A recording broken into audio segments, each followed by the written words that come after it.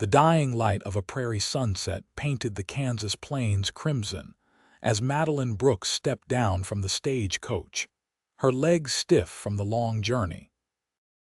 Wheatland appeared before her like a mirage, a cluster of wooden buildings stretching along a single dusty street, nothing like the thriving town described in the letters she'd exchanged with her soon-to-be husband. "This is Wheatland, miss," the driver announced, handing down her worn carpetbag. End of the line. Madeline straightened her travel-worn dress and tucked a loose strand of chestnut hair behind her ear. At 22, she had crossed half a continent to marry a man she'd never met, armed only with a stack of letters and desperate hope. "Can you direct me to the home of Mr. Edward Wilson?" she asked, pulling out the carefully folded paper containing the address. The driver's weathered face fell. "Edward Wilson? Madam, I'm afraid." He removed his hat, holding it to his chest. "Mr. Wilson passed 3 weeks ago. Pneumonia took him quick." The world seemed to tilt beneath Madeline's feet. That cannot be. We were to be married. I've come all the way from Boston." "I'm mighty sorry, madam. His place is just outside town. I reckon his brother might still be there settling affairs." Clutching her bag tighter, Madeline fought back tears. 3 years of correspondence, promises of a new life together, all ended before they'd begun. With nowhere else to turn, she simply nodded. "Could you point the way?" 20 minutes later, Madeline found herself following a narrow dirt path leading away from town, the setting sun at her back casting her shadow long before her. Her practical boots, now coated with Kansas dust, carried her toward a homestead visible in the distance, a modest cabin with smoke rising from its chimney, surrounded by what appeared to be newly fenced fields. As she approached, she spotted a small, freshly dug grave marked with a wooden cross near a cottonwood tree. The reality of her situation crashed down upon her. There would be no wedding, no husband, no future as she had planned it, just a grave where her dreams lay buried. A figure emerged from behind the cabin, tall and broad-shouldered, leading a chestnut mare. He paused when he caught sight of her, then secured the horse before approaching. Unlike the neatly penned portrait Edward had painted of himself in letters, this man was rugged, with dark hair that curled slightly at his collar and several days' worth of stubble shadowing his jaw. "Can I help you, madam?" His voice was deep, cautious. Madeline stood straighter, though her heart hammered in her chest. "I'm looking for Edward Wilson. I'm Madeline Brooks, his bride." The man's expression shifted, understanding dawning in eyes the color of a thunderstorm. He removed his hat, revealing a striking resemblance to the small daguerreotype. Edward had sent her the same strong brow, but harder features, weathered by sun and time. "Then you've found his grave," he said softly, gesturing to the wooden cross. Madeline's gaze drifted to the fresh mound of earth, and a small sob escaped her. All her careful plans, her escape from the suffocating confines of Boston society, her dreams of a fresh start in the West ended before they began. "I see." Her voice sounded hollow even to her own ears. I don't know what to do now." The man studied her for a long moment, then looked back at the homestead. "I'm Vince Quinn. Edward was my cousin, not my brother as folks in town seem to think." He shifted uncomfortably. "I came when I heard he was sick, but arrived too late. Been settling his affairs since." "I should return to town," Madeline said, though the thought of the long journey back to Boston to the relatives who had made it clear she was an unwelcome burden filled her with dread.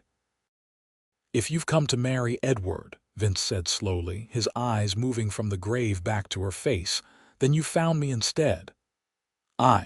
I beg your pardon. The land, the house, the small herd, they're mine now.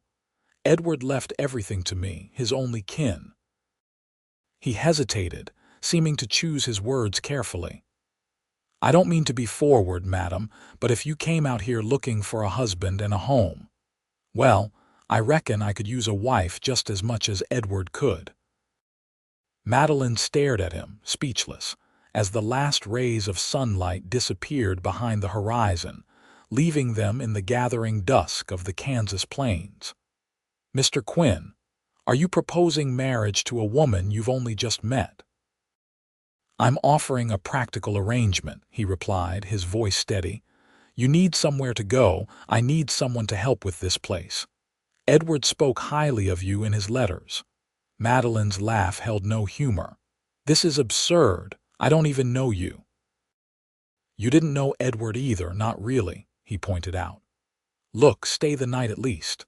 There's a small room in the back. You can think on it, and I'll take you back to town in the morning if that's what you decide." With darkness falling and no better options presenting themselves, Madeline nodded stiffly. "One night. Thank you for your hospitality, Mr. Quinn." "Vince," he corrected, picking up her carpet bag before she could protest. "Out here, formalities don't last long." The cabin was simple but clean, with a main room combining kitchen and living areas, and two small bedrooms extending from the back. A fire burned low in the stone hearth, casting wavering light across the rough-hewn furniture. "It's not much," Vince said, setting her bag down near the door to the smaller bedroom. "But Edward had plans to expand come spring." Madeline looked around, trying to reconcile the humble surroundings with the comfortable home Edward had described in his letters. "Did my arrival come as a complete surprise to you?" Vince moved to stoke the fire. "Edward mentioned a Boston lady he was corresponding with, found the letters after he passed, figured you might still come but didn't know when." "I see." She remained standing awkwardly near the door, uncertain of her place in this stranger's home. "Mr. Quinn, Vince, I appreciate the offer of shelter, but I think we both know I cannot possibly accept your proposal." "Never said you had to decide tonight," he replied, straightening to his considerable height. "But consider your options carefully. Wheatland ain't Boston. Unmarried women have few choices out here." Madeline bristled at his bluntness. "I'm perfectly capable of supporting myself." The slight upturn of his mouth wasn't quite a smile. "I don't doubt your capabilities, Miss Brooks. It's the opportunities I'm concerned about." He gestured toward the small bedroom. "There's clean water and towels. I'll fix us something to eat." Left alone with her thoughts, Madeline splashed cold water on her face and tried to gather her composure. Through the thin wall, she could hear Vince moving about the kitchen, the sounds of domestic life continuing despite her world having been turned upside down.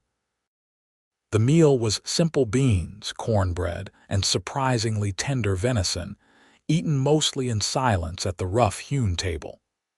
Madeline found herself studying her unexpected host, noting the differences between him and the man she'd thought to marry. Where Edward's letters had been eloquent and refined, suggesting a gentleman seeking civilized companionship, Vince was clearly a man of the frontier, capable and direct, with calloused hands and watchful eyes. "How long have you been in Kansas?" she asked, breaking the silence. "5 years. Came west after the war." His answers were economical, revealing little. "You fought Union cavalry." Madeline hesitated. "Edward never mentioned the war in his letters." "Edward didn't fight," Vince said simply. "Stayed in St. Louis working for the quartermaster. Different paths." They lapsed back into silence. After dinner, Madeline insisted on washing the dishes, needing something useful to do with her hands while her mind raced through impossible scenarios. "I'll see to the stock," Vince announced, reaching for his hat. "Lock the door behind me. I sleep in the lean-to out back, so you'll have your privacy." Once alone, Madeline explored the cabin more thoroughly. On the small shelf near the fireplace sat a leather-bound Bible, a few books mostly practical guides to farming and animal husbandry, and a tin box. Curiosity overcoming propriety, she opened it to find her own letters to Edward, along with those from other correspondents. Among them was a half-finished response to her last letter, dated just before his death. "My dear Miss Brooks," it read, "I confess I've painted a somewhat rosier picture of my circumstances than perhaps I should have. The truth is, this land demands more than I anticipated, and I find myself struggling to establish the prosperous home I promised you." My cousin Vincent has agreed to. The letter ended there, leaving Madeline to wonder what Edward had been about to reveal. What role had Vince agreed to play? Had he already been planning to join his cousin here before Edward's illness? She replaced the letter, troubled by this glimpse into Edward's doubts. Had she traveled across the country to marry a man who was already reconsidering their arrangement? Sleep came fitfully that night, her dreams filled with graves and the faces of men she didn't truly know. Morning arrived with the crowing of a rooster and the smell of coffee. Madeline dressed quickly in the cleanest of her travel-worn clothes and emerged to find Vince already at the stove, frying salt pork and eggs.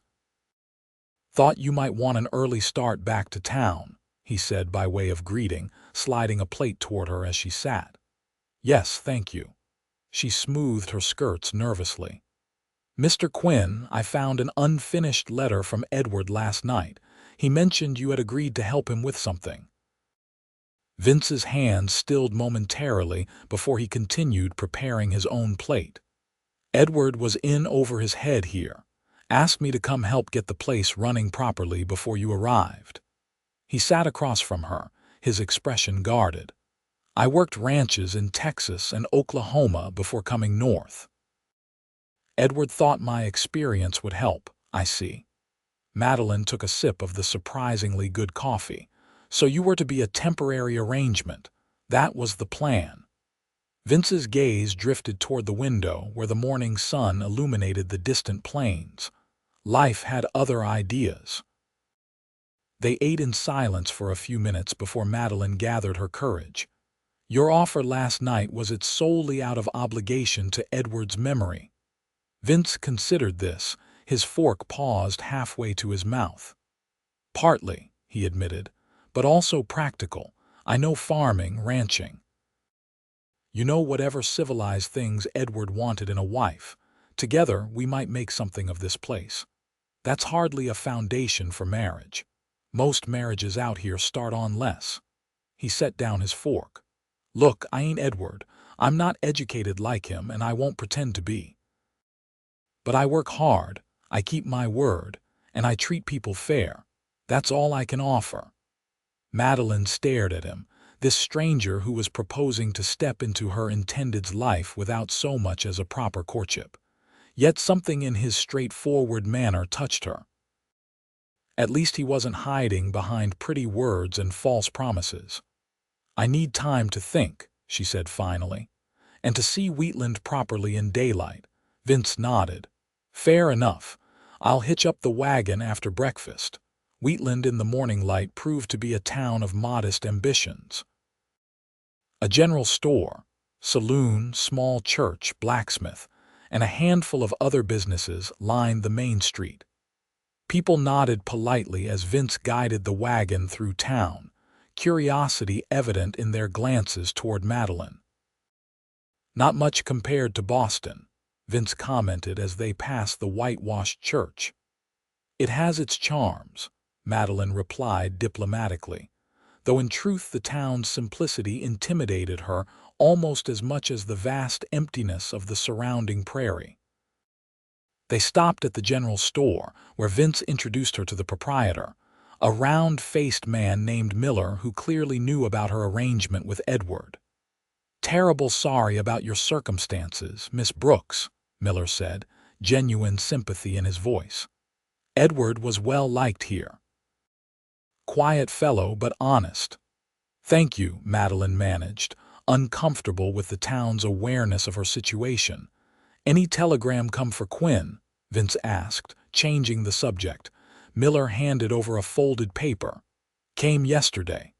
Vince read it with a frown before tucking it into his pocket. Need some supplies while we're here, he said to Madeline. Anything you want. She requested a few personal necessities, then wandered the store while Vince conducted his business. The shelves held a fascinating array of frontier essentials, from practical tools to small luxuries like ribbons and picture frames that seemed almost absurdly delicate in this rough landscape. "You settling in at the Wilson place?" a female voice asked, startling her.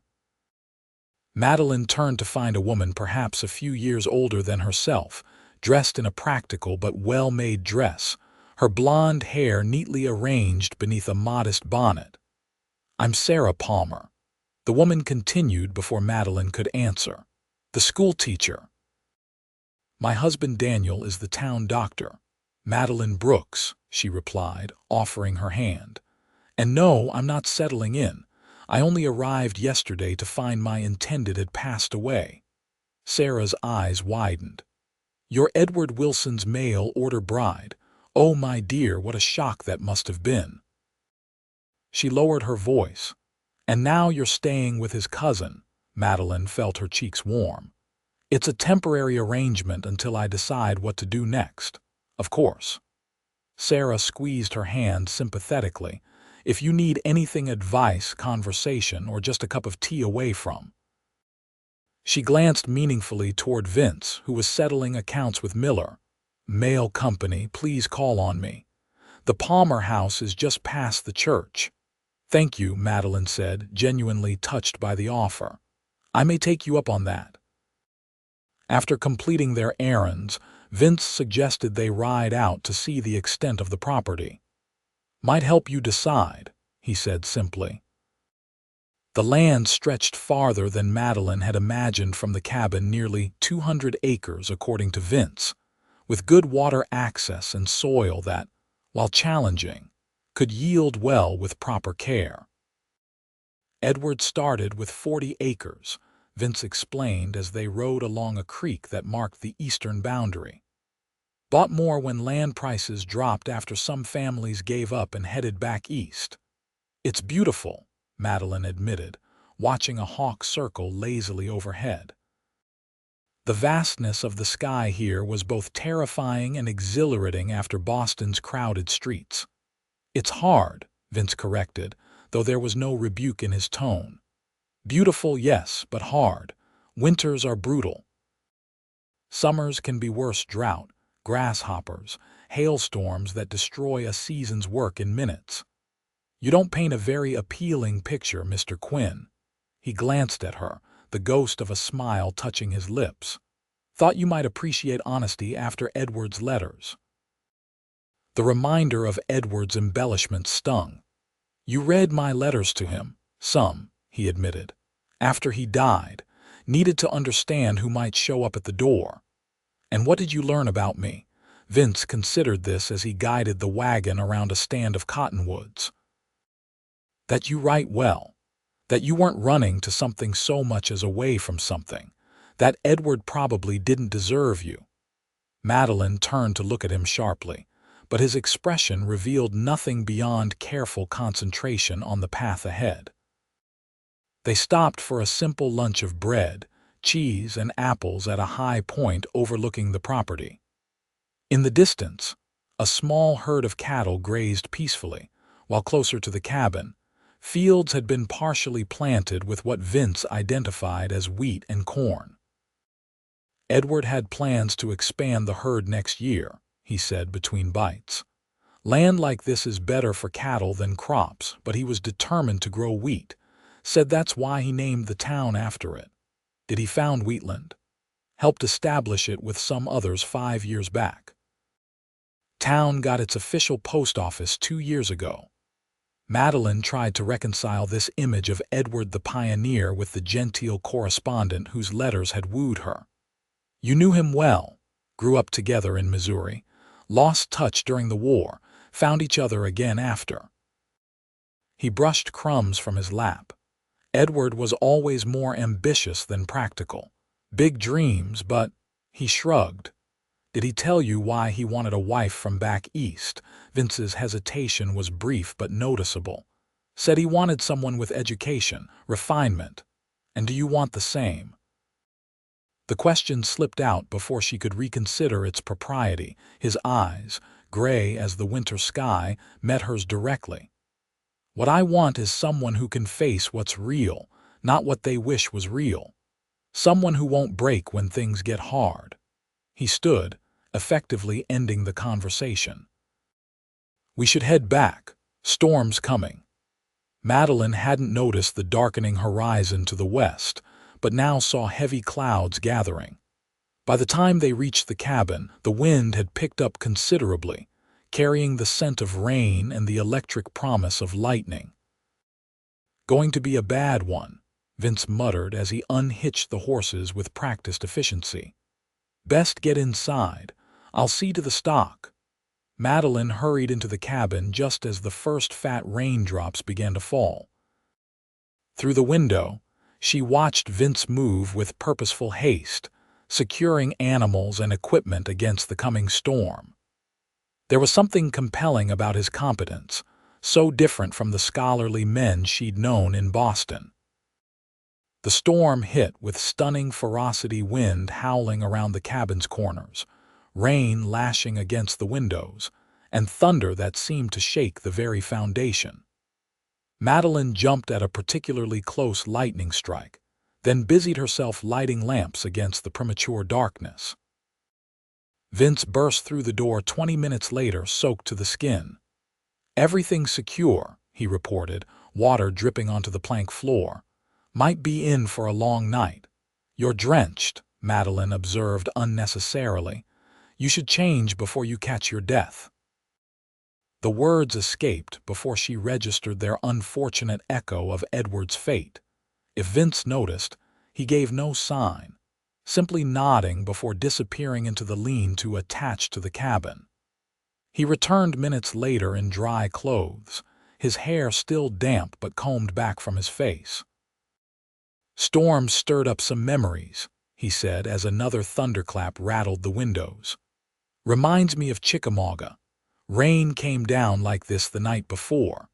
Madeline, who had begun preparing a simple dinner from their supplies, paused. You don't speak much of the war. Neither does anyone who really saw it. He moved to the fireplace, adding wood to combat the damp chill that had invaded the cabin. Edward used to ask sometimes, couldn't understand why I wouldn't tell those kinds of stories. And why won't you?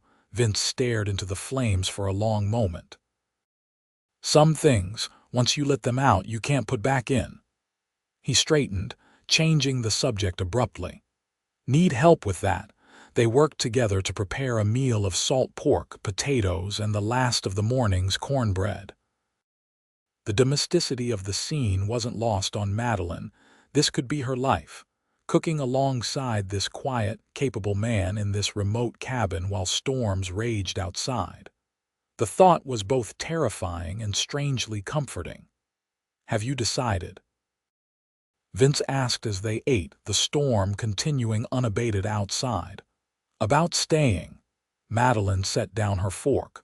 I've been here barely a day, Mr. Quinn. Marriage isn't a decision to make hastily. Out here, sometimes hasty is all you get. He wiped his mouth with a napkin, surprisingly genteel for a man who otherwise seemed so rugged. Town's buzzing about you already. By tomorrow, they'll have decided you're either staying as my wife or leaving on the next stage. Propriety doesn't leave much middle ground. And what do you want? Madeline challenged. Beyond a convenient housekeeper and someone to warm your bed, to her surprise, Vince didn't take offense at her bluntness. A partner, he said simply. Someone to build something with, share the work, share the rewards. And what of love, Mr. Quinn? Does that factor into your calculations at all? His expression remained steady. I expect that's something that grows with time and respect if you're lucky. A rather pragmatic view of marriage. I've seen romantic fools who couldn't feed their families or keep a roof over their heads, he replied. Pretty words don't count for much when winter comes. Madeline considered this as rain continued to drum against the roof. I came west for security and a fresh start, she admitted. My parents died 3 years ago, leaving me dependent on relatives who made it clear I was unwelcome. Edward offered escape and the promise of a respectable life. I can offer the same, Vince said quietly. Can't promise it'll be easy, but you won't go hungry and you'll have a home that's yours. Before she could respond, a tremendous crash of thunder coincided with a blinding flash, and the cabin plunged into darkness as a lamp shattered. Stay still, Vince ordered, his voice calm in the sudden blackness. Madeline heard him move confidently around the room, and moments later, the warm glow of the fireplace increased as he stoked it higher. Lightning must have hit nearby, he said, retrieving another lamp and lighting it carefully. You all right? Madeline nodded, her heart still pounding from the shock. As Vince cleaned up the broken glass, she noticed his hands strong and weathered, yet moving with surprising gentleness. They were the hands of a man who knew both violence and care. The telegram you received earlier, she said suddenly, remembering. Was it bad news? Vince paused. It was from Edward's lawyer in St. Louis. There are complications with the property. What kind of complications? Edward borrowed against the land to buy more cattle last year. Loans coming due and the bank wants payment in full. He straightened, his expression grim. Without a good harvest or selling most of the herd, I can't meet it. Madeline processed this new information. So this land might not even be yours to offer in marriage. It will be, he said with quiet determination. I've got some savings from my ranching days, not enough yet, but I'm working on it. Why fight so hard for Edward's debts? For his land? Vince moved to the window, staring out at the storm-lashed darkness. Because he asked me to. His last words were about you and this place, made me promise to see it through. The simple loyalty in that statement touched something deep within Madeline. What did he say about me? That you deserved better than what he could give you.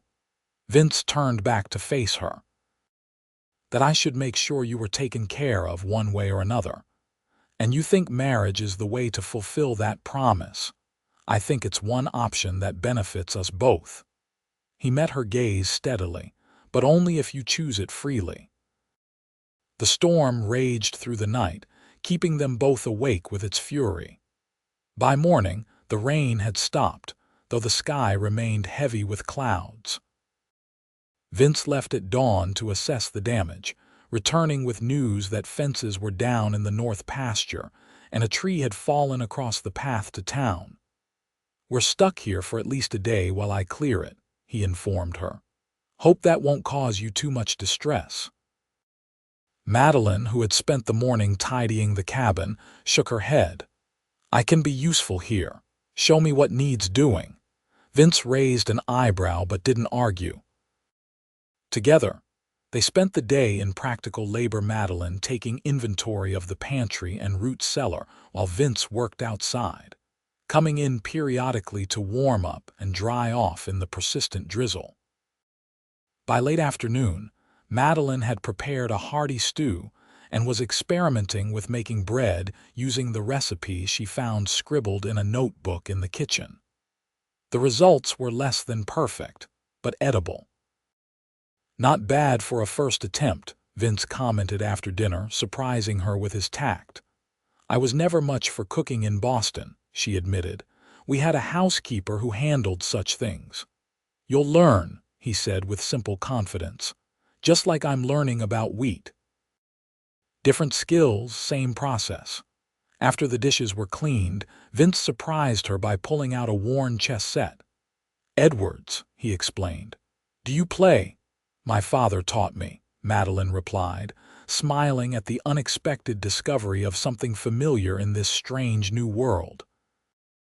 They set up the board on the table between them, the firelight casting long shadows across the carved pieces. Vince proved to be a thoughtful player, not flashy but strategic, considering each move carefully before committing. "You're quite good," Madeline observed after he captured her bishop. "Learned in army camps between battles," he replied. "Good way to pass time when you're waiting to live or die." As they played, Madeline found herself relaxing for the first time since her arrival. There was something comforting about the quiet concentration they shared, broken only by the occasional comment or the soft sound of pieces moving across the board. "Check," she announced triumphantly after a particularly clever maneuver. Vince studied the board, a small smile playing at the corner of his mouth. "Well done." He moved his king out of danger. "Edward mentioned you were smart, said your letters showed a sharp mind. He wrote about my letters to you." Madeline felt a pang at this reminder of the man she'd come to marry. When he first started corresponding with you." Vince captured her night.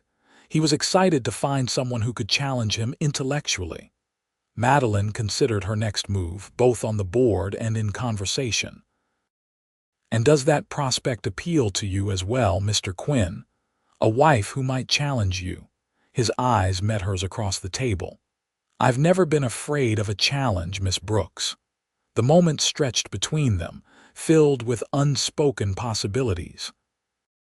Then Madeline looked down and moved her queen. "Checkmate." Vince's surprise gave way to genuine appreciation as he examined the board. "So it is." He began resetting the pieces. Another game. They played until the fire burned low, speaking little but growing more comfortable in each other's presence. When they finally retired for the night, Madeline lay awake listening to the occasional drip of rainwater from the eaves, turning over her options in her mind. Return east to a life of genteel dependency. Try to make her way alone in a frontier town where single women had few respectable options. Or accept this strange proposal from a man she barely knew but who had shown her nothing but honesty and respect. The next morning dawned clear, the storm having washed the world clean. Vince was already outside when Madeline emerged from her room, the smell of coffee telling her he'd been up for some time. She found him mending a section of fence near the cabin, his movements efficient and practiced. "Good morning," she called, carrying a cup of coffee out to him. He straightened, wiping his brow with his sleeve before accepting the offered cup. "Morning. Sleep well." "Well enough." She watched him drink the coffee, gathering her courage. "I've been thinking about your proposal." Vince lowered the cup, his expression carefully neutral. "And I have conditions," Madeline said firmly. "If I agree to stay as your wife, it would be a marriage of equals. I won't be treated as property or a servant." "Fair enough." "I want to learn everything about running this place, the accounts, the crops, the livestock. I want to contribute meaningfully, not just keep house." Vince nodded slowly. "Anything else?" Madeline took a deep breath. "If there's no affection between us after a reasonable time, I want the freedom to leave with enough money to establish myself elsewhere." "Define reasonable time," he said, his voice steady. "A year," she decided. "Long enough to see if we can build something worth keeping." Vince considered this, his gray eyes studying her face as if memorizing its contours. "All right," he said finally, "but I have conditions too." Madeline hadn't expected this. "Go on. You give this a genuine effort, no holding yourself apart or comparing me to what you imagined Edward would be." He set the coffee cup down on a fence post. "And no secrets between us. I need to know I can trust you completely, especially when things get hard." "That seems fair," Madeline agreed, somewhat surprised by his insight. "Then we have an agreement." He extended his hand as if sealing a business deal. Madeline hesitated only briefly before placing her hand in his. His grip was warm and solid, calloused from work but gentle enough to show restraint. "We should go to town today," she said. "Make arrangements with the minister." Vince nodded. "I'll finish clearing the path." then hitch up the wagon." As he turned back to his work, Madeline returned to the cabin, wondering if she had just made the most courageous decision of her life or the most foolish. They were married 3 days later in Wheatland's small church, with the town doctor and his wife Sarah standing as witnesses. Madeline wore her best dress, a blue wool that had survived the journey relatively unwrinkled, while Vince appeared in clean, pressed clothing that transformed him from rugged frontiersman to respectable landowner. The ceremony was brief, the minister's words practical rather than romantic, but Madeline felt the weight of every promise exchanged. When Vince placed a simple gold band on her finger, "It was my mother's," he explained quietly. She was surprised by the emotion that tightened her throat. A small reception followed at the Palmer home, where Sarah had prepared a modest feast. The townspeople who attended seemed genuinely pleased for them, though Madeline couldn't help noticing the curious glances and whispered comments about the unusual circumstances of their union. "Don't mind them," Sarah advised as they arranged plates of cake. "People talk because there's little else to do out here. They'll find something new to gossip about soon enough." "I suppose it is rather unusual," Madeline admitted, "marrying one man when I came to wed another." Sarah's expression softened. "Life takes unexpected turns out here. What matters is that you found a good man in Vince. Edward was well liked, but everyone knows Vince is the one you want beside you when trouble comes. You knew them both well as anyone in town did. Edward came to socials and town meetings, always full of ideas and plans. Vince kept more to himself until recently." She glanced across the room where Vince was engaged in conversation with the blacksmith. "But when the Henderson family lost their crop last year, it was Vince who showed up with seed for replanting and never asked for payment." This glimpse into her new husband's character warmed Madeline unexpectedly. Throughout the afternoon, she collected similar stories from others: how Vince had helped rebuild after a fire, tracked down a child lost in a blizzard, stood up to cattle rustlers threatening smaller homesteads. "You've made quite an impression on Wheatland," she observed as they rode home in the fading light. The wagon loaded with wedding gifts, practical items like preserved foods, linens, and tools. "Just trying to be useful," Vince replied, though she detected a hint of pleased embarrassment in his tone. That night, as husband and wife, they faced the awkward reality of shared quarters. Vince had moved his few possessions into the main bedroom but made no presumptions about their sleeping arrangements. "I can take the floor," he offered, watching Madeline arrange her hairbrush and small mirror on the bureau. "Or the lean-to, until you're comfortable." Madeline appreciated his consideration but shook her head. "We're married now, Vince. I understand what that entails." His expression remained carefully neutral. Understanding and wanting are different things. She turned to face him fully, summoning her courage. "I agreed to a real marriage. That includes all aspects of it." The night that followed was a revelation for Madeline. Vince approached their marital relations with the same careful attention he gave to everything else: observant, responsive, and surprisingly gentle for a man of his size and strength. While not the passionate romance of novels, there was a tenderness in his touch that spoke of respect and genuine desire to please her.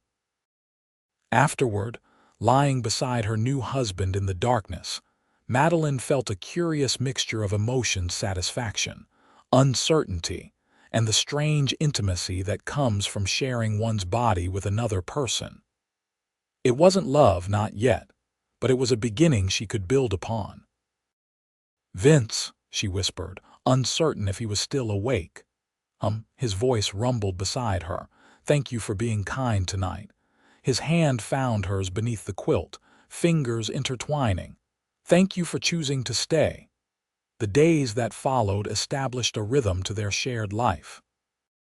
Madeline threw herself into learning the workings of the homestead, rising early to help with morning chores, mastering the temperamental cookstove, learning to identify which vegetables in the kitchen garden were ready for harvest.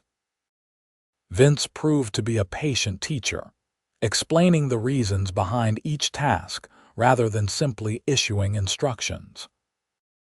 He showed her how to check for eggs that might be hidden in unlikely places, taught her to recognize the signs of approaching weather changes, and began instructing her in basic horsemanship. "A woman needs to ride out here," he explained as he adjusted the stirrups on a gentle mare he'd selected for her. "Never know when you might need to get somewhere fast, and I can't always be around." The comment reminded Madeline of their still precarious situation. "The bank loan," she said as she tentatively mounted the horse. "When is it due?" "6 weeks," Vince replied, his hand steady on the bridle. "Don't worry about that now. Focus on keeping your heels down and your back straight." But Madeline did worry, especially after discovering Edward's account books tucked away in a drawer. The figures confirmed what Vince had told her. Without a substantial payment, they could lose everything. She said nothing to Vince about finding the books, but began thinking of ways she might contribute to their financial salvation. The opportunity came during their weekly trip to town for supplies.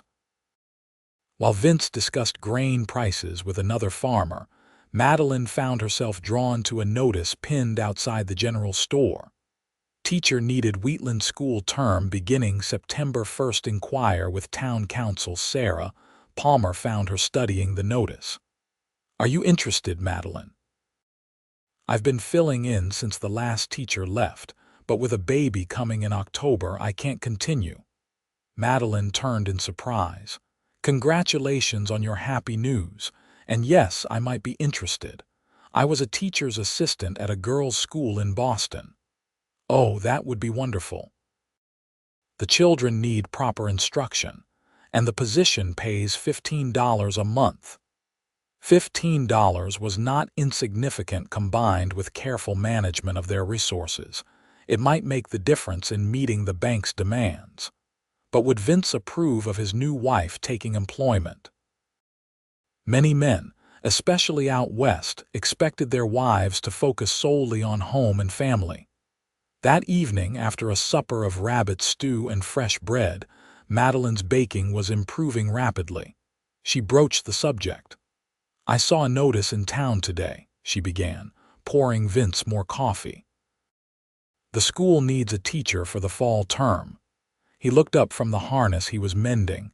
"Sarah stepping down." "Yes, she's expecting a child. I was thinking I might apply for the position."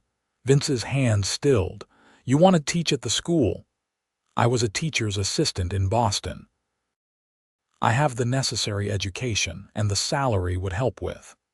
She hesitated, then decided on honesty with the bank loan. To her relief, Vince didn't immediately reject the idea. $15 a month, isn't it?"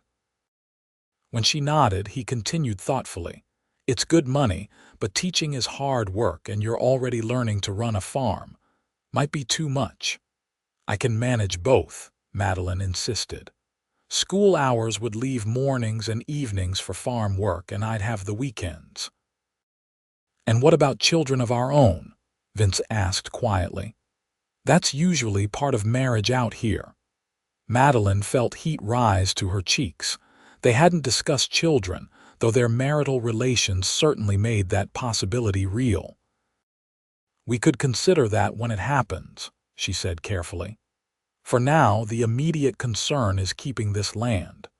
Vince set aside the harness, his expression serious but not angry. "If it's something you want to do, I won't stand in your way. But I need to know you're choosing it freely, not just because you feel obligated to save Edward's land." "It's our land now," Madeline pointed out. "And yes, I want to teach. I enjoyed it in Boston, and it would give me a way to connect with the community here."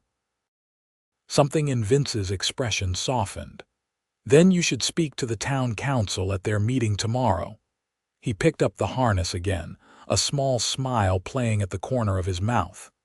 "Mrs. Quinn, the school teacher, has a certain ring to it." The town council, comprising the mayor, general store owner, and two of the more prosperous farmers, interviewed Madeline the next day. Her educational background, composed demeanor, and clear answers to their questions impressed them, though they seemed most concerned with whether her duties as a new wife would interfere with teaching. "My husband supports my application," she assured them, finding strength in the truth of that statement. "And I'm quite capable of managing both responsibilities." They conferred briefly before offering her the position, with classes to begin in 3 weeks' time. Madeline left the meeting feeling a mixture of elation and trepidation. She had secured employment that would help their financial situation, but now faced the challenge of preparing lessons for children of various ages and abilities in a one-room schoolhouse. Vince celebrated her news by bringing home a small cake from the baker's wife and a packet of seed for autumn flowers. "To plant by the front step," he explained somewhat awkwardly.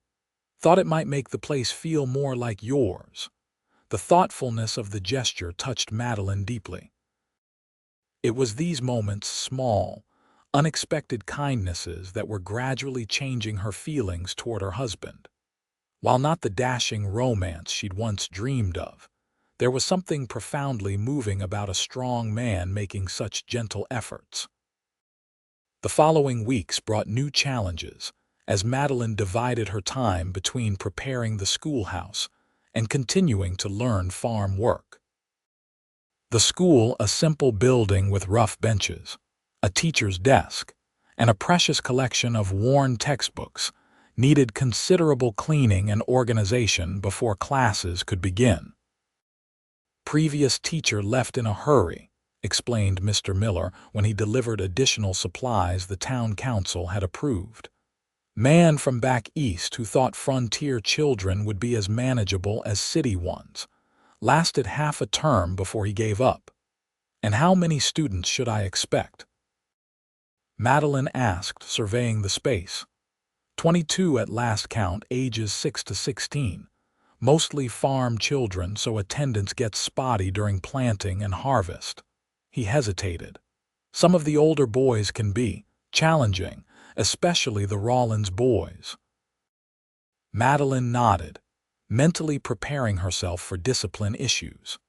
She had handled difficult students in Boston and would do so here, though frontier children likely presented different challenges than the daughters of merchants and lawyers.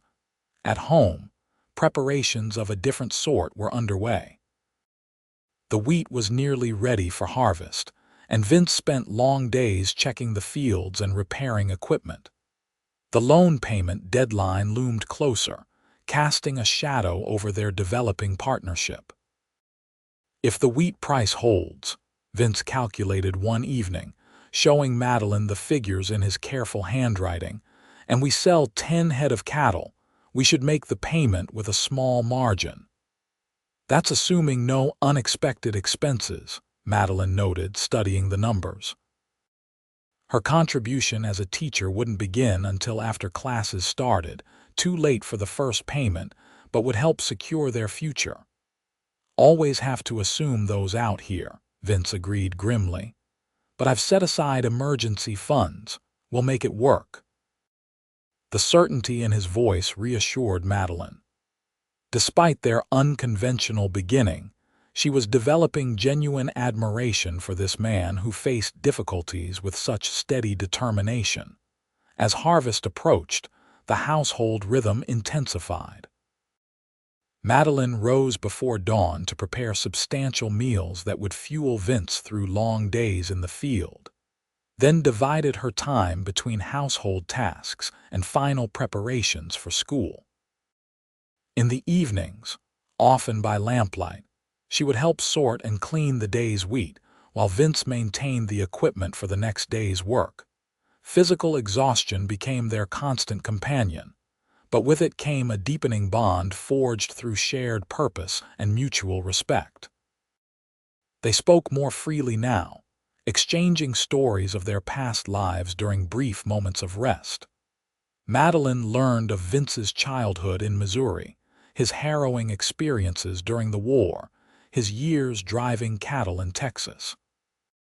In turn, she shared memories of her parents, her education at a respected girls' school, her brief experience teaching before her father's business failures and subsequent death left her dependent on reluctant relatives.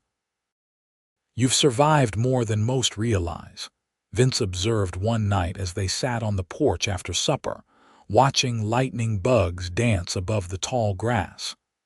"Takes courage to leave everything familiar and start again." "So have you," Madeline replied, noticing how the evening light softened the hard angles of his face. "The war the cattle drives, those aren't easy paths." He shrugged, uncomfortable with praise. "Did what needed doing, that's all. Isn't that what courage usually is?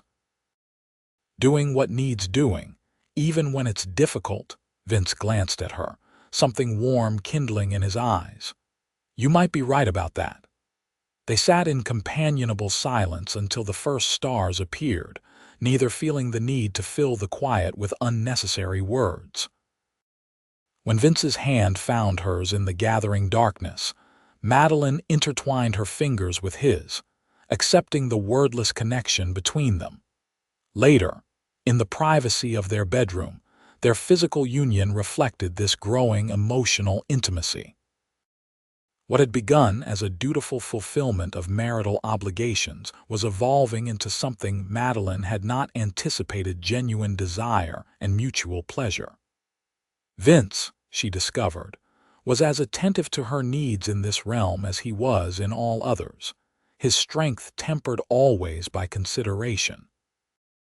As they lay together afterward, Madeline traced the outline of a scar on his shoulder, a souvenir from Chickamauga, he'd told her once. "Are you happy here, Madeline?" he asked suddenly, his voice low in the darkness. "With this life? With me?" The question caught her by surprise. She began, then paused to consider her true feelings. "I'm content in a way I didn't expect to be. This isn't the life I imagined when I answered Edward's advertisement, but I find myself grateful for where it's led me." Vince was silent for a long moment. "That's not quite the same as happy." "Perhaps not," she admitted. "But contentment built on truth seems more valuable than happiness built on illusions. Don't you think?" His arm tightened around her. "I think you're wiser than I deserve." School began the first week of September, coinciding with the final days of wheat harvest. Madeline stood before her 22 students with outward confidence that belied her inner nervousness. The children regarded her with expressions ranging from curiosity to outright skepticism, particularly from the older boys lounging at the back of the room. "Good morning," she began firmly. "I am Mrs. Quinn, your teacher for this term. We have much to accomplish together, so let's begin with establishing our expectations." The first day was a test of wills and patience. As Mr. Miller had warned, the Rawlins boys, 16-year-old Thomas and his 14-year-old brother James, seemed determined to challenge her authority at every turn. Their whispered comments, deliberate slowness in following instructions, and pointed questions about her qualifications were clearly designed to undermine her position. Madeline met each challenge with calm authority, drawing on her experience in Boston. When Thomas deliberately dropped his slate with a clatter during arithmetic, she simply paused, fixed him with a steady gaze, and continued only when he grudgingly retrieved it. When James questioned why they needed to learn history when cows don't care about dead presidents, she engaged him in a discussion about how understanding the past informed present decisions about land rights and government policies that affected farmers directly. By day's end, she had established an uneasy truce with most of the students, though she harbored no illusions that the testing was over. As she walked the mile back to the farm, mentally reviewing the day's successes and failures. She spotted Vince in the distant field, his figure silhouetted against the late afternoon sun as he worked with the harvested wheat. Something about that image, her husband laboring with quiet determination while she returned from her own work, filled Madeline with unexpected emotion.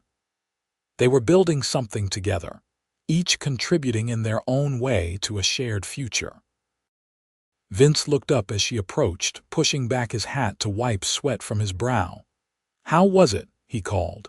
"Challenging," she replied honestly, "but nothing I can't handle." His smile, still rare enough to be precious, warmed her. Never doubted that for a minute. That evening, as they shared the day's experiences over supper, Madeline realized how much their relationship had evolved in the short weeks of their marriage. What had begun as a pragmatic arrangement between strangers was developing into a genuine partnership built on mutual respect and growing affection. The wheat harvest proved better than expected, though prices had fallen slightly at market. Combined with the sale of cattle and Madeline's first teacher's salary, they managed to make the bank payment with a small margin to spare. "We'll need to be careful through winter," Vince cautioned as they reviewed their accounts at the kitchen table. "But we've bought ourselves time to strengthen our position by spring." Madeline nodded, studying the figures with growing understanding of farm economics. The school board mentioned they might extend the teaching contract through the winter months if enrollment remained steady. That would help. Vince reached across the table to cover her hand with his. "You're doing well with those children," Towns noticed. "The Rollins boys still test me daily," she admitted with a rueful smile, "but the others are making good progress. Those boys test everyone. Their father's the same way, contrary just for the sake of it." Vince hesitated. "If they give you real trouble, I can have a word with Sam Rollins." Madeline shook her head firmly. "I appreciate the offer, but I need to handle this myself. The children must respect me on my own merits, not because they fear my husband might intervene." Vince studied her for a moment, then nodded. "Fair enough, but the offer stands if you change your mind." As autumn deepened, bringing frost-tinged mornings and earlier sunsets, the rhythm of their life adjusted to accommodate new patterns. Madeline walked to the schoolhouse each weekday morning after helping with essential chores, taught until mid-afternoon, then returned home to assist with whatever farm work remained before darkness fell. Evenings were spent preparing lessons, maintaining the household, and occasionally visiting with neighbors or receiving guests. Sarah Palmer, who had delivered a healthy son in October, became a particular friend, offering advice on both teaching and adjusting to frontier life. During one such visit, while their husbands discussed a potential irrigation project outside, Sarah observed Madeline with knowing eyes. "You and Vince seem to have found your footing together," she commented as they sat by the fire, her infant son sleeping peacefully in her arms. Madeline nodded, somewhat self-conscious under her friend's perceptive gaze. "It's been different than I expected, better in many ways." "Love often comes that way out here," Sarah said wisely. "Not in grand gestures or passionate declarations, but in the quiet reliability of someone who stands beside you through hardship." "I wouldn't call it love exactly," Madeline protested, though the words felt hollow even to her own ears. Sarah's smile was gentle but knowing. "Perhaps not yet. But I see how he looks at you when you're not watching, and how your eyes follow him across a room. Whatever name you give it, there's something growing between you that many marriages never achieve." The observation stayed with Madeline long after Sarah and Daniel had gone home. Was she falling in love with Vince? The thought both thrilled and terrified her. Their marriage had begun as a practical solution to mutual problems. She needed security and a home. He needed help maintaining the land and fulfilling his promise to Edward.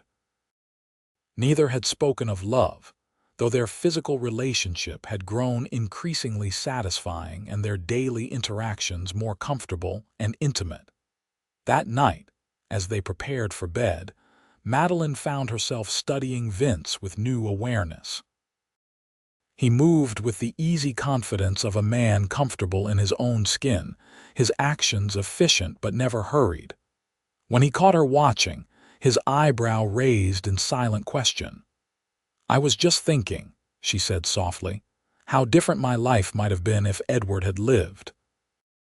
Vince stilled, his expression carefully neutral. "Do you regret the way things turned out?" Madeline crossed the room to stand before him, close enough to feel the warmth radiating from his body. "No," she replied with quiet certainty. "I don't regret it at all." She reached up to touch his face, tracing the line of his jaw with gentle fingers. Vince remained motionless, his gray eyes darkening as he watched her. "Madeline," he murmured, her name a question and warning combined.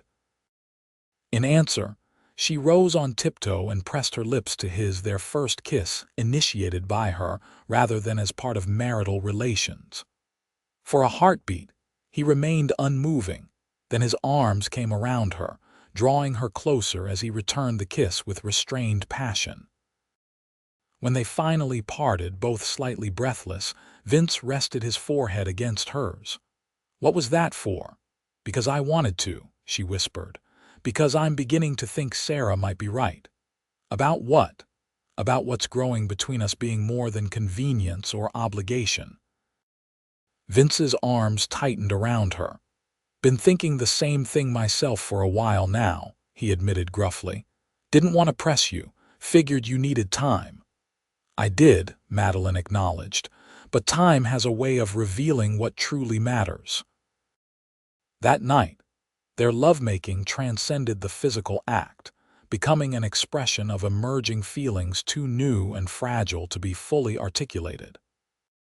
Afterward, Madeline lay in Vince's arms, listening to his steady heartbeat beneath her ear, and felt a sense of rightness that had eluded her throughout her carefully planned life in Boston.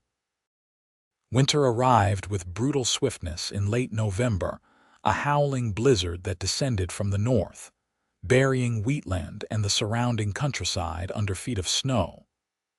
School was suspended for nearly a week as families focused on survival against the bitter cold.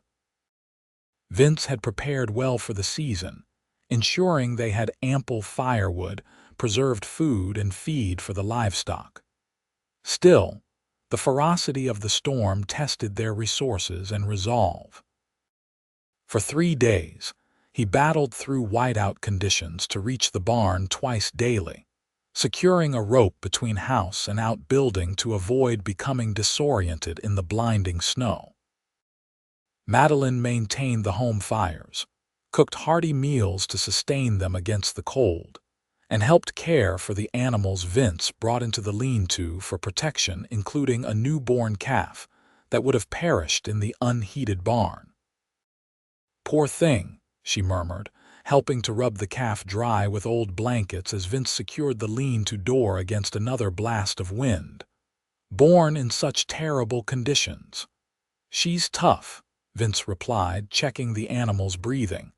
"Going to make it, I think. Good breeding stock if she survives her first winter." Madeline smiled at his practical assessment. "Does she have a name?" Vince looked up in surprise. "Cattle don't usually get names unless they're special somehow." "Being born in a blizzard and surviving seems special enough," Madeline insisted. "I think we should call her Hope." A slow smile spread across Vince's face. "Hope it is, then." When the storm finally abated, leaving the landscape transformed into a glittering white expanse beneath a brilliant blue sky, they emerged to assess the damage. Remarkably, they had lost only 2 older cattle to the cold, a testament to Vince's careful preparations and tireless efforts during the worst of the blizzard. School resumed the following week, with attendance reduced as some families remained snowbound on outlying farms. Madeline used the smaller class size to advantage, giving more individual attention to struggling students and advancing those who showed particular aptitude. To her surprise, Thomas Rawlins returned with a notably different attitude. Gone was the sullen defiance, replaced by quiet attentiveness and even occasional participation. The change became clear one afternoon when he lingered after dismissal, awkwardly clutching his books. "Mrs. Quinn," he began hesitantly, "I wanted to thank you for the history book you lent me before the storm. It was interesting." Madeline concealed her surprise at this unprecedented civility. "I'm glad you enjoyed it, Thomas. What did you find most interesting? The part about the Constitution and why it matters?" He shuffled his feet. "Pa says it don't matter out here what laws they make back east, but the book explained why it does." "Would you like to borrow another?" she offered, recognizing this moment as an opportunity to reach a student who had previously seemed unreachable. Thomas nodded, something like eagerness flickering across his face before his habitual reserve reasserted itself. "If it wouldn't be too much trouble, madam."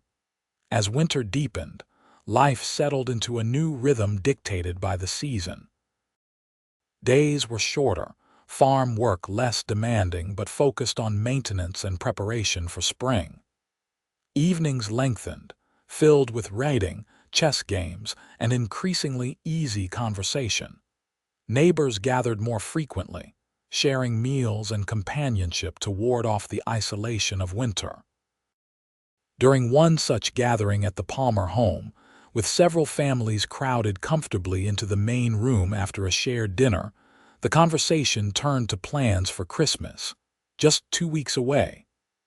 "Town council's organizing a proper celebration at the church," Miller announced.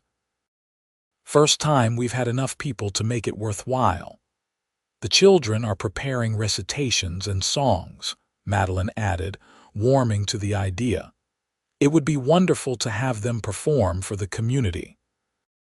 Vince, who had been quietly observing the conversation, surprised her by suggesting, "We could host a gathering at our place after the church service. Have enough room for folks to enjoy themselves without being too crowded."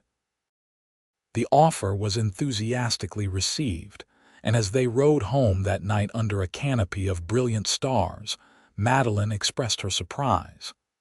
"I didn't expect you to volunteer our home. You usually prefer smaller gatherings." Vince guided the horse carefully through the snow-drifted lane. "Thought it might be nice for you. Know you miss some of the social aspects of city life." The thoughtfulness of his reasoning touched her deeply. "That's very considerate, but I'm quite content with our life here. I don't need grand social events to be happy." "Still," he replied, his breath forming clouds in the frigid air, "Christmas should be special. Never had much cause to celebrate it properly before." "Never," Madeline asked, surprised. "Not since I was a boy. War took care of that, then years of moving around." He glanced at her, his expression softened by moonlight. "Thought this year might be different." Impulsively, Madeline leaned against his shoulder, seeking his warmth both physically and emotionally. "This year will be different," she promised, "for both of us." Christmas at the Quinn farm became the highlight of Wheatland's winter season. Following a simple but moving service at the church, where Madeline's students performed admirably despite attacks of nerves, nearly every family in the area made their way through the snow to the warmly lit farmhouse. Vince had spent days preparing chopping extra firewood, clearing paths, even constructing additional benches and tables from spare lumber. Madeline transformed the modest home with evergreen boughs, red ribbons, and candles, creating an atmosphere of festive welcome that belied the simplicity of their surroundings. The celebration continued well into the evening, with abundant food contributed by each family, music provided by several amateur musicians, and spirits high despite the biting cold outside. Children played games organized by Madeline, while adults shared news, traded stories, and enjoyed rare leisure together. Late in the evening, as the gathering began to disperse, Madeline found herself standing beside Sarah Palmer near the fireplace, watching Vince help bundle children into warm wraps for the journey home. "He's changed," Sarah observed quietly. "Happier, more settled." Madeline followed her gaze, warmth spreading through her at the sight of her husband gently assisting a sleepy child with mittens. "I suppose we both have. It suits you both." Sarah squeezed her hand affectionately. "This is what makes frontier life bearable, finding the right partner to face it with." After the last guest had departed, and they had restored some semblance of order to their home, Vince disappeared briefly to the lean-to, returning with a small, carefully wrapped package. "Merry Christmas," he said, extending it toward Madeline with uncharacteristic shyness. "Vince," she protested softly, "we agreed not to exchange gifts with finances being tight. Some things are worth stretching for." He pressed the package into her hands. "Open it."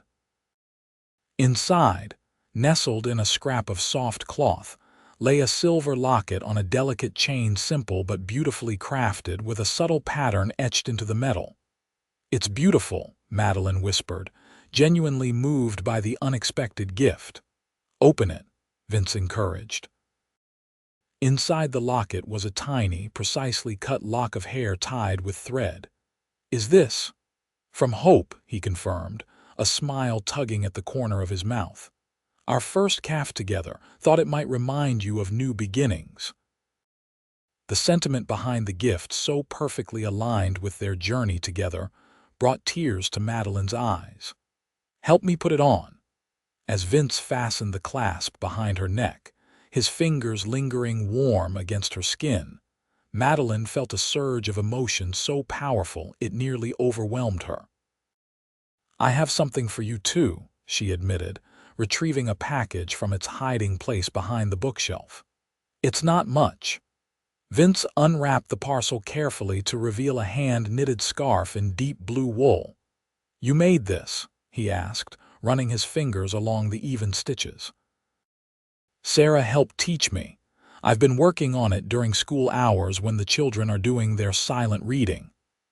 Madeline touched the wool self-consciously. "It's not perfect, it's exactly perfect," Vince interrupted, wrapping the scarf around his neck. "No one's made me anything like this since my mother died." They stood in the warm glow of firelight and candles, surrounded by the remnants of celebration and the quiet comfort of home, simply looking at each other with new awareness. Then, with a gentleness that still surprised her from such a powerfully built man, Vince cupped Madeline's face in his hands. "I love you," he said quietly, the words falling into the space between them like stones into still water. "Didn't expect to, but there it is." Madeline covered his hands with her own, her heart full to bursting with reciprocal feeling. "And I love you, Vince Quinn. Not at all the way I plan to love someone, but all the better for being real." Their kiss sealed these first declarations, not a passionate embrace of new lovers, but the tender communion of two people who had found in each other something worth protecting and nurturing through whatever challenges lay ahead. Winter slowly yielded to spring, the transition marked by mud season when melting snow turned roads to nearly impassable quagmires, and the creek swelled dangerously with runoff from the distant hills. School continued through these challenging conditions, though attendance fluctuated with the weather and the increasing demands of spring planting preparations. The Quinn farm bustled with activity as Vince readied fields and equipment while Madeline expanded the kitchen garden and tended to the growing number of animals, including Hope, the blizzard calf who had thrived through her first winter and now frolicked in the emerging grass with gangly enthusiasm. Their partnership had deepened with the passing months, each contributing their strengths to their shared enterprise. Vince had proven himself a patient teacher in matters of farming and animal husbandry, while Madeline brought organizational skills and financial acumen that complemented his practical knowledge. Together, they were establishing a homestead more prosperous than Edward had managed, combining traditional practices with innovations gleaned from agricultural bulletins Madeline ordered from Eastern universities. One warm April evening, as they sat on the porch watching the sunset paint spectacular colors across the vast Kansas sky, Vince broke their comfortable silence with an unexpected question. "You ever regret it, coming west to marry a man you'd never met?" Madeline considered this thoughtfully, understanding the deeper question beneath his words. "I regret that Edward died before I could meet him," she said honestly, "but I cannot regret where that path led me." She reached for Vince's hand, their fingers intertwining with familiar ease. "If Edward had lived, I would have honored my commitment to him. We might have built a satisfactory life together." She turned to meet her husband's gaze directly. "But what I've found with you is more than satisfactory, Vince. It's extraordinary." The rare, full smile that transformed his usually serious features warmed her more than the spring sunshine. "Even with all the hardship, the isolation, the endless work." "Perhaps because of those things," Madeline replied. "They've shown me what truly matters and who truly matters in ways Boston society never could." Vince's arm slipped around her shoulders, drawing her closer. "Been thinking we might build that addition to the house this summer. Add a proper parlor and maybe another bedroom." The implication of his words sent a flutter of anticipation through Madeline. They had not explicitly discussed children, though both understood they were a natural expectation of marriage. "Another bedroom would be welcome," she agreed softly, "especially if our family grows." His hand tightened on hers. "You feeling ready for that possibility?" "I am," she confirmed, resting her head against his shoulder. "Though I must admit to some nervousness about balancing motherhood with teaching." "You'll manage it better than most," Vince assured her with quiet confidence. "And I'll do my part." The spring term of school concluded in late May with a small exhibition where students demonstrated their progress for parents and community members. Madeline felt justifiable pride as even the most reluctant learners presented recitations, arithmetic solutions, and carefully crafted compositions. To her particular satisfaction, Thomas Rawlins delivered a thoughtful discourse on the Constitution's significance for territorial governance, a subject that had captivated him since their winter discussions. His father, a taciturn man known for his skepticism about formal education, approached Madeline afterward with grudging approval. "Boy's got ideas in his head now," Sam Rawlins observed, twisting his hat in weather-roughened hands. "Talking about maybe becoming a lawyer someday. That you're doing." "Thomas has a natural intelligence," Madeline replied diplomatically. "I merely provided materials that interested him and encouraged his questions." Rawlins nodded slowly. "Well, seems you've done right by him." "Been different at home, too, helping his mother more, explaining things to his younger siblings." He cleared his throat awkwardly. "Appreciate it, Mrs. Quinn." This endorsement from one of the community's more resistant members cemented Madeline's position in Wheatland. When the school board offered her a contract for the following academic year with a modest increase in salary, she accepted with genuine enthusiasm, now confident in her ability to make a meaningful difference in her students' lives while maintaining her responsibilities at home.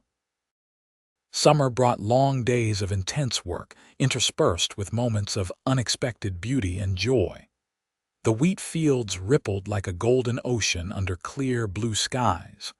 Wildflowers carpeted the untilled meadows in riotous color. Evenings stretched languidly, offering precious hours of relaxation on the porch after the day's labor was complete. Construction of the house addition proceeded steadily, with neighbors helping raise the frame during a community workday that combined labor with celebration.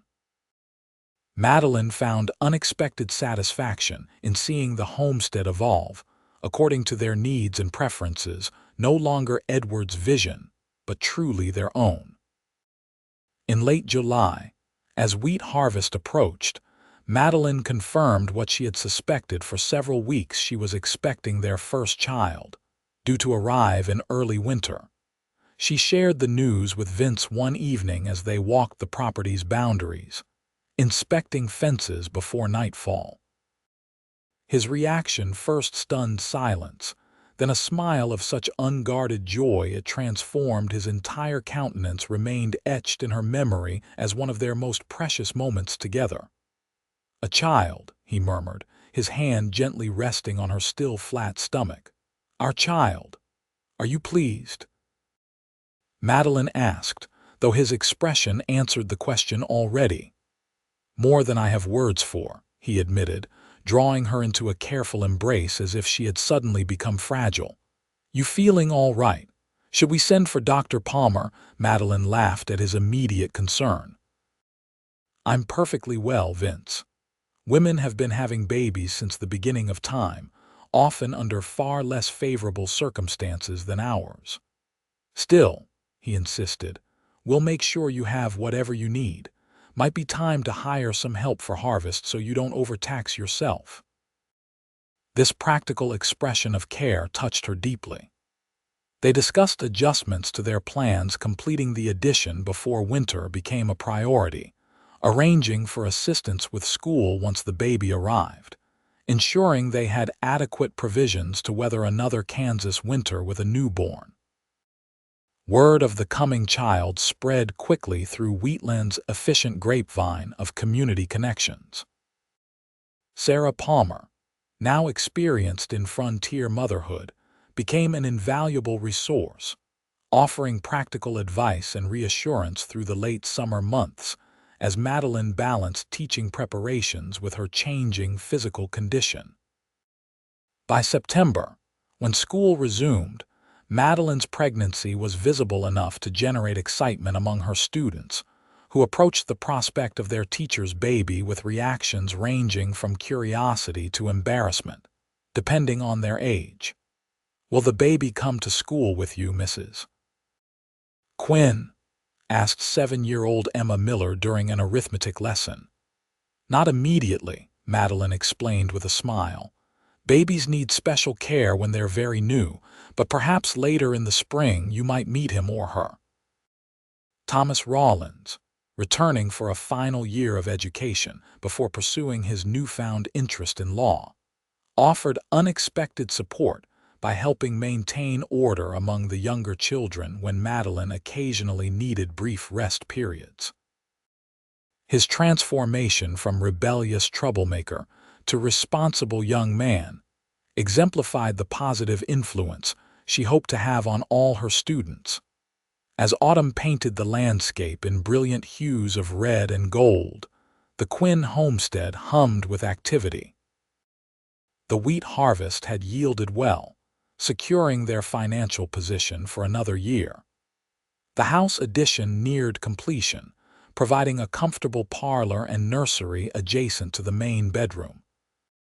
Preparations for winter proceeded methodically under Vince's direction, with particular attention to ensuring Madeline's comfort during her advancing pregnancy. Their relationship, which had begun as a practical arrangement between strangers, had blossomed into a deep and abiding love built on shared experiences, mutual respect, and genuine affection. The touch of Vince's hand on her expanding belly as their child moved within her, the quiet conversations about names and hopes for the future, the tender consideration he showed for her changing needs all confirmed for Madeline that she had found far more than she had ever sought when answering Edward's advertisement. Winter arrived more gently than the previous year, with steady snow rather than blinding blizzards. Madeline continued teaching until early December, when the increasingly uncomfortable journey to town and her advancing condition made it prudent to accept the school board's offer of a temporary replacement until spring. "You've set a fine example," Sarah Palmer assured her during a visit to help prepare the nursery. "Showing these children that women can be both educated professionals and mothers. It matters more than you might realize, especially for the girls." Madeline, arranging tiny garments in the chest Vince had crafted, smiled at this perspective. "I hadn't thought of it that way, but I suppose you're right. Things are different here than in Boston, more practical, less bound by rigid expectations." "That's the blessing and the challenge of frontier life," Sarah agreed, folding a soft blanket. "We make our own traditions, for better or worse." On a clear, cold night in early January, with stars blazing across the velvet darkness of the Kansas sky, Madeline's labor began. Vince rode for Dr. Palmer immediately, returning with both the doctor and Sarah just as the contractions intensified. The hours that followed tested Madeline's endurance beyond anything she had previously experienced, but throughout the ordeal, Vince remained steadfast, heating water, providing clean linens, and offering unwavering support despite being banished periodically from the bedroom by Sarah's practical insistence. "Nearly there," Dr. Palmer encouraged as dawn approached. "The baby's positioned well, everything progressing normally." With a final, tremendous effort, Madeline brought their daughter into the world, a robust infant with a shock of dark hair and lungs powerful enough to announce her arrival throughout the farmhouse. "A girl," Dr. Palmer announced, quickly examining the newborn before placing her on Madeline's chest. "Healthy and strong." When Vince was allowed to return, his face still pale with concern, the sight that greeted him, Madeline propped against pillows, their daughter wrapped in a soft blanket at her breast, brought him to an abrupt halt in the doorway. "Come meet your daughter," Madeline invited softly, her exhaustion momentarily forgotten in the joy of this first introduction. Vince approached with uncharacteristic hesitancy, lowering himself carefully to sit beside them on the bed. "She's so small," he murmured, one finger gently touching the baby's cheek, "and perfect." "We never did settle on a name," Madeline reminded him, "though I have a suggestion if you're amenable." "What's that?" "Hope." She smiled at the surprise in his eyes. "For new beginnings, remember." "And because she represents all our hopes for the future." Vince's hand covered hers where it cradled their daughter. "Hope Quinn." He tested the name, his voice rough with emotion. "It's perfect." As the Palmers departed, promising to return the next day to check on mother and child, the new family settled into the quiet intimacy of their first hours together. Madeline, despite her exhaustion, felt a profound contentment as she watched Vince hold their daughter with such tender care, his weathered hand seeming impossibly large against the infant's tiny form. "Thank you," he said suddenly, looking up from the baby's face to meet Madeline's eyes. "For what?" "For coming west. For staying when you found Edward's grave. For choosing this life, choosing me when you could have returned to Boston." His voice grew husky. "For giving me a family when I'd stopped believing I'd ever have one." Madeline reached for his hand, drawing him closer until they formed a complete circle, mother, father, child. "I came looking for security and found love instead," she said softly. "I think perhaps I got the better bargain." Spring returned to the Kansas prairie, bringing with it new growth, renewed purpose, and the rhythm of life continuing in its ancient patterns. The Quinn farm flourished under their combined care. Vince's practical knowledge and tireless labor, complemented by Madeline's organizational skills and financial acumen. Hope thrived, a happy baby with her father's serious gray eyes and her mother's determination. At 3 months old, she accompanied Madeline back to the schoolhouse 3 days a week, becoming an unofficial mascot for the students who competed for the privilege of holding her during their lunch break or reading stories within her hearing. On a particularly fine April day, almost exactly a year after they had sat on the porch discussing the possibility of children, Madeline and Vince stood together at Edward's grave. The simple wooden cross had been replaced with a proper headstone, and spring wildflowers dotted the surrounding grass. "Do you think he would approve?" Madeline asked softly, adjusting Hope in her arms as the baby reached curiously for a butterfly. "Of what we've made of his land, of his plans," Vince considered this, his arm warm around her shoulders. "I think he'd be satisfied to know his property's thriving and his bride found happiness, even if not with him." "I sometimes wonder what he was really like," Madeline admitted. "The man in the letters seems so different from how others describe him." "Edward always saw the world as he wanted it to be, not as it was," Vince replied thoughtfully. "It made him a dreamer, which isn't all bad, just hard to live up to those dreams sometimes." Madeline leaned into her husband's embrace, watching as Hope drifted toward sleep against her shoulder. "I'm glad I found you instead," she said softly. "A man who sees the world as it is but works to make it better anyway." As they walked back toward their home, expanded now, more comfortable but still modest by Eastern standards, Madeline reflected on the strange journey that had brought her here. From Boston drawing rooms to Kansas prairies, from mail-order bride to beloved wife and mother, from a marriage of convenience to a union of deep and abiding love. "What are you thinking?" Vince asked, noting her pensive expression. Madeline smiled up at him, this man who had become her partner in all things. "That sometimes the best destinations aren't the ones we set out to reach." Vince's answering smile, once rare but now freely given, warmed her more thoroughly than the spring sunshine.